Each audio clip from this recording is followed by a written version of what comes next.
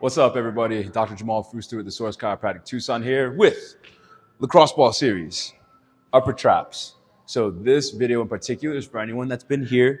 I got a video on the chest as well, but this is important to be able to help unwind the upper traps because the upper traps are a very, very strong muscle. When we get into a stress state, when we've been protecting or guarding ourselves emotionally, or we've just been sitting for an extended amount of time, it's so important to help unwind things and take these big muscles that try to compensate and try to take over the body and do all the things versus the smaller muscles, which is more reflective of a more controlled neurology, more controlled physiology. So get a lacrosse ball. If you haven't already, it's like $3.50. You can utilize the other videos to help steer things, but I'm going to give some cues.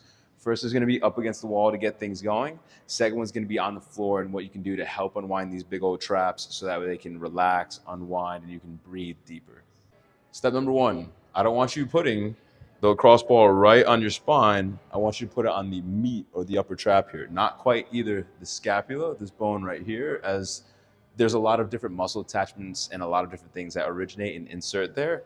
And it's important, but I don't want you rolling on your bones. You can place things there. If you got less mobility, you can also put it in a sock. So that way you can put things right up against there. If you got good bun or hair, you probably want to let that hair down. So that way you got bend in the knees. This is your rudder.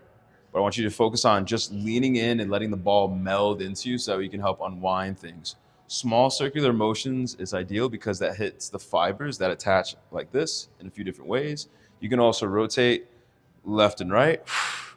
And you can also go up and down. I'm breathing as once more, this is trigger point work. And if you use your body in a lot of different ways, well, these muscles are going to grip. So once you've been working that for a few minutes each side, then you can eventually, over the course of, I'd say a few weeks, go to the ground.